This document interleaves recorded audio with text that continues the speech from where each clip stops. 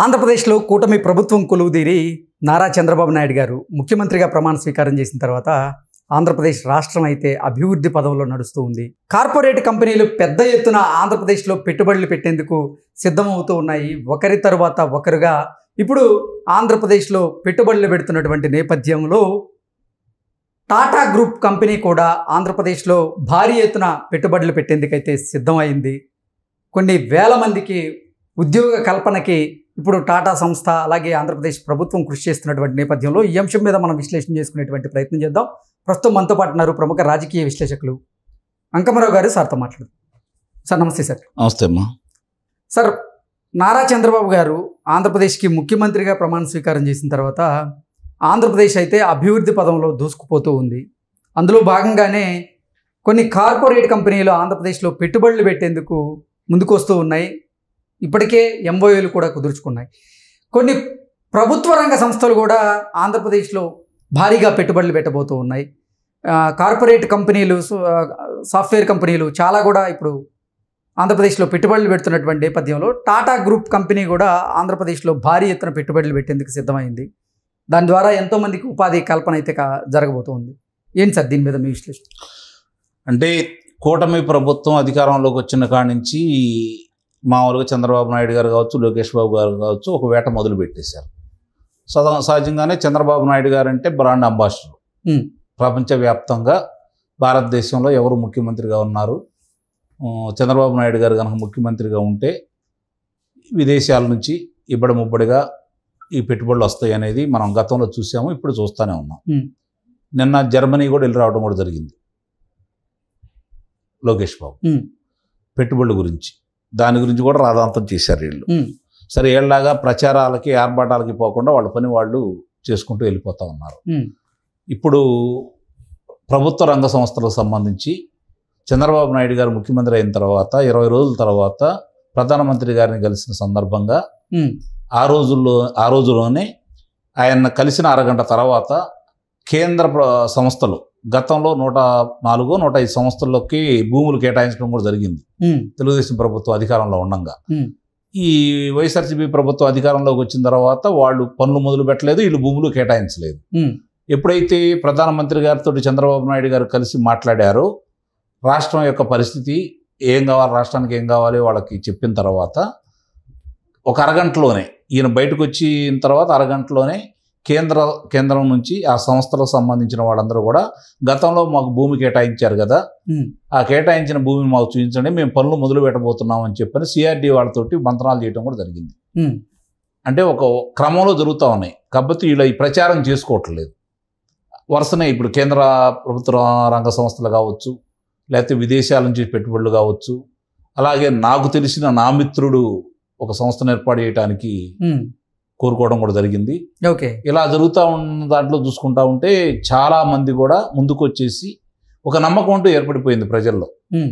ఆ నమ్మకానికి కారణం ఏంటంటే జగన్మోహన్ రెడ్డి గారే, బయట వాళ్ళు ఎవరు కాదు. అంతకుముందు చంద్రబాబు నాయుడు గారు బ్రాండ్ అంబాసిడర్ అయినా ఇప్పుడు వాళ్ళకి నమ్మకం ఏం జరిగిందంటే గతంలో 2014 నుంచి 2019 వరకు తెలుగుదేశం ప్రభుత్వం అధికారంలో ఉన్న తర్వాత జగన్మోహన్ రెడ్డి అనే వ్యక్తి వచ్చి ఎంత విధ్వంసం చేశాడో చూశాడు కాబట్టి పెట్టుబడులు రావు అనే ఒక నిర్ణయానికి ప్రజలు వచ్చారు. పరిశ్రమలో సంబంధించిన వాళ్ళు కూడా రావడం కూడా జరిగింది. కానీ 2019 నుంచి 2024 వరకు జగన్మోహన్ రెడ్డి యొక్క పరిపాలన ఎలా ఉంటుందో ప్రజలు చూసిన తర్వాత, ప్రజలు ఆయనకి ఏ స్థానం ఇవ్వాలో స్పష్టంగా ఇచ్చిన తర్వాత ఈరోజు ప్రపంచవ్యాప్తంగా పెట్టుబడులు పెట్టడానికి, పరిశ్రమలు ఏర్పాటు చేయడానికి ఆంధ్ర రాష్ట్రం అనువుగా ఉంది కాబట్టి, సౌకర్యాలన్నీ తెలుగుదేశం ప్రభుత్వం ఏర్పాటు చేయబోతుంది కాబట్టి రేపొద్దున మళ్ళీ వైఎస్ఆర్సీపీ ప్రభుత్వం అనేది జగన్మోహన్ రెడ్డి అనే వ్యక్తి తిరిగి అధికారంలోకి రాడు అనే ఒక దృఢ నిశ్చయంతో పరిశ్రమలకు సంబంధించిన వాళ్ళు కావచ్చు, విదేశీ వ్యాపారులు కావచ్చు వచ్చారు. కాబట్టే ఇప్పుడు ఈ పరిశ్రమలు ఇక్కడికి తరలి రావడానికి, కొత్తవి రావడానికి ఈరోజు ఆస్కారం ఏర్పడింది. దానికి తగ్గ ప్రణాళికాబద్ధంగా 5 అంచెల విధానం ఏ విధంగా చేయాలి, ఎలా చేయాలని చెప్పని అధికారుల్ని పురమాయించేసి దానికి సంబంధించినంత వరకు ఎవరన్నా వచ్చి ఇక్కడ పరిశ్రమలు పెట్టుకోవాలంటే వాళ్ళ గతంలో కాకుండా త్వరితగతిన, అంటే అప్పుడు తెలుగుదేశం ప్రభుత్వం ఏ విధంగా చేసిందో అలాగే స్థలాలు కేటాయించడం కావచ్చు, విద్యుత్ కావచ్చు, లేకపోతే రహదారులు కావచ్చు, లేకపోతే నీరు కావచ్చు, అలాగే వాళ్ళకి సత్వరంగా ఏమేం కావాలో ప్రభుత్వం తరపు నుంచి అనుమతులు కావచ్చు ఈ 5 అంశాలనే వాళ్ళు ఏర్పాటు చేసుకొని దాన్ని ముందుకు తీసుకెళ్తుంది కాబట్టి వీళ్ళందరూ ఈరోజు రావడానికి ఆసక్తి చూపుతున్నారు. నాకు తెలిసినంత వరకు వాళ్ళు పెట్టుకున్నటువంటి రేపు పొద్దున అంటే ఆంధ్ర రాష్ట్రంలో 5 సంవత్సరాలు 2029 నాటికి ఇబ్బడముబ్బడిగా పరిశ్రమలు తీసుకొచ్చేసి 20 లక్షల మంది యువతకి ఉపాధి కల్పన చేసే ఆలోచన ఈ ప్రభుత్వం మొట్టమొదటి చెబుతానే ఉంది. అలాగే చేసుకుంటూ వెళ్ళిపోతా ఉన్నారు. ఈ సంవత్సరం కొంచెం ఆలస్యం, అంటే ఇప్పుడే కాబట్టి ఈ సంవత్సరం కొంచెం ఆలస్యం అయినా కూడా అయిపోయే 4 సంవత్సరాల తర్వాత అంటే 2025 తర్వాత ఈ పరిశ్రమలు ఇక్కడ పనులు ప్రారంభిస్తాయి. ఇప్పుడు పునాదులు తీస్తారు, మొదలు పెట్టడం మాత్రం వచ్చే సంవత్సరం నుంచి దాదాపు పనులు మొదలవుతూ ఉంటాయి. కాబట్టి అలా ప్రణాళిక వేసుకుని వెళ్తున్నారు కాబట్టి వీళ్ళు వస్తున్నారు. దీనికి గతంలో ఏళ్లతోటి ఉన్నటువంటి అవినాభావ సంబంధాన్ని దృష్టిలో పెట్టుకొని ఈ ప్రభుత్వం వస్తే ఎలాంటి రాయితీలు ఇస్తుందో, ఈ ప్రభుత్వం ఏ విధంగా ముందుకు తీసుకెళ్తుందో తెలిసినటువంటి టాటా గ్రూప్ వాళ్ళు, భారతదేశానికి గర్వించదగ్గ టాటా గ్రూప్ వాళ్ళు ఇక్కడ పెట్టుబడులు పెట్టడానికి ఈరోజు ముందుకు వస్తున్నారు. ఇప్పుడు ప్రభుత్వ రంగ సంస్థలు చూసుకుంటున్నాం, అలాగే BPCL వస్తుంది, అలాగే హెలికాప్టర్ల తయారీకి సంబంధించి కనపడతానే ఉన్నాయి. ఇట్లా ఒక్కోటి పరిశ్రమలు వస్తే వాళ్ళకి కావాల్సినటువంటి అన్ని వసతులు కూడా ఈ ప్రభుత్వం ఏర్పాటు చేయడానికి సిద్ధంగా ఉంది. కాబట్టి నిస్సందేహంగా కూడా ఇంకా వీళ్ళు అనుకున్నట్టుగా 20 లక్షల మందికి ఉపాధి కల్పనలో భాగంగా ముందుకు తీసుకెళ్తారని, పరిశ్రమలు తీసుకొస్తారని అయితే నేను భావిస్తున్నాను. ఓకే, అంటే అసలు నారా చంద్రబాబు గారు ముఖ్యమంత్రిగా ప్రమాణ స్వీకారం చేసి 2 నెలలు గడవక ముందే అసలు ఆంధ్రప్రదేశ్లో ఇన్ని కంపెనీలు పెట్టుబడులు పెట్టేందుకు ముందుకు వస్తున్నటువంటి నేపథ్యంలో ఈ సంవత్సరం చివరి కల్లా అంటే చాలామందికి కూడా ఉపాధి కల్పన జరగబోతుంది, లభించబోతుంది అనేది పెద్ద ఎత్తున వినపడుతూ ఉంది. ఏంటి సార్, ఎన్ని లక్షల మందికి ఈ ఏడాది చివరికి అంటే ఉపాధి అవకాశాలు? ఈ ఏడాది చివరికి 1,50,000 అంటే 1,50,000 మందికి అనుకుంటున్నారు. దానికి కారణం ఏంటంటే గతంలో వాళ్ళకు ఒక అపనమ్మకం ఉంటూ ఉండేది. ఆ ప్రభుత్వం వచ్చిన తర్వాత ఏం జరిగిందో ప్రజలు చూశారు, వ్యాపార సంస్థలు చూశాయి. కాబట్టి పరిశ్రమలు స్థాపించాలనుకునే వాళ్ళకి ప్రతిబంధకంగా మారాడు ఆ రోజు.